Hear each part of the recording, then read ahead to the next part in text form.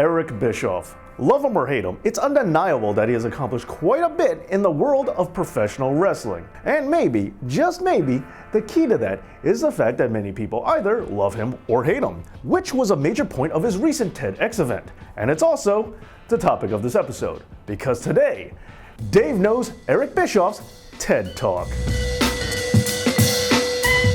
Let me just start by saying that if you haven't seen Eric Bischoff's TED Talk yet, I highly urge that you do, especially since it's going to be such a major focal point of this episode. As for myself, not only did I see it, but I absolutely loved it. But no real surprise there since I am a fan of TED Talks in general. However, when I saw that a member of the professional wrestling community was going to be giving one, well, then I could not have been more excited. Why is that? Well, because TED, which stands for Technology, Entertainment, and Design, is a non-profit organization that is devoted to spreading ideas, usually in the form of short and powerful talks given about a wide variety of subjects from a wide variety of speakers. Oh, and also, there is the independently run TEDx Events, which share ideas in communities typically with more of a local focus. But now, speaking of this particular TED Talk, it offered several specific points of interest for me. One, obviously enough, it was about pro wrestling. Two, as you might have noticed from being on this channel, I like it when professional wrestling is presented as an intellectual medium and showcases that wrestling fans can be smart too. And by seeing Eric Bischoff involved with a TEDx event in Naperville, which is right outside Chicago, I knew that this would be a big step in the right direction. Furthermore, as a member of the broadcast industry myself, this particular pro wrestling based TED Talk was going to enthrall me even more. So what was the exact topic of this presentation from Mr. Bischoff? Well, it was all about how the news media is stealing from the pro wrestling playbook. After his introduction, Uncle Eric went into a bit of a quick history lesson on both wrestling and news, drawing comparisons between the two. But what really caught my attention was the central idea that was echoed throughout the talk, that when it comes to news and wrestling, they don't want you to think, they want you to feel.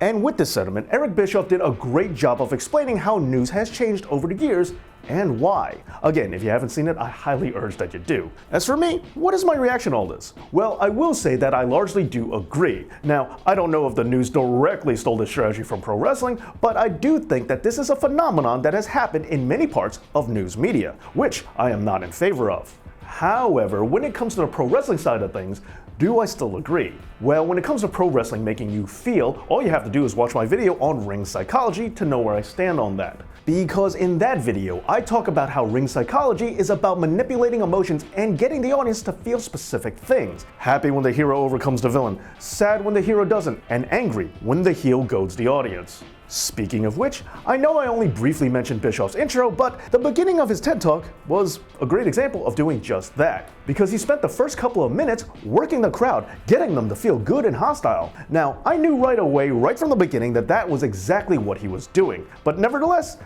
I didn't want to sit through it. I just couldn't stand listening to him getting cheap heat from working the marks, so I fast forwarded right past it. But that's when I realized that he did it to me again. Even though I knew he was just trying to draw heat, I still got aggravated enough to skip ahead. Bischoff even went on to mention the term cheap heat, which all just goes to show you that Eazy-E definitely still has it. However, delving further into the connection that this idea has with pro wrestling, Bischoff has explored this concept even more beyond this TED Talk in his book entitled Controversy Creates Cash. And that title alone is quite intriguing, because when it comes to things that we as a paying audience will get the most invested in, it does come down to things that evoke emotion, and nothing creates emotion quite like controversy. But with all that being said, sometimes maybe we need to dial down the effects of ring psychology and controversy. Maybe sometimes we need to take a step back and allow ourselves to use our brain when we're consuming media. And with my desire to have rational discussions in the comment section, and with how much I appreciate the members of the Know-It-All Nation that have smart and civil conversations and can control their tempers, as well as my goals for this channel, wanting us to grow smarter as wrestling fans, and wanting us to think outside of the squared circle box, and wanting us to prove that wrestling is an intellectual medium. Not to mention the very reason why I appreciated this TED Talk so much to begin with, I do have to say, while Eric Bischoff's statement might be accurate, I for one am asking us not to feel, but to think. But what do you think? Did you like Eric Bischoff's TED Talk, and how do you feel about controversy creating cash in both the wrestling industry and the news? Let me know down in the comments. And I also want to give a big shout out to my Patreon supporters like Wesley Landon Wolseley, The Woos. Thank you so much for your support. You are one of the people that help make this channel happen. And if you want to become a supporter of this channel just like The Woos, then go over to my Patreon page. Thank you so much for watching, and as always, Dave knows.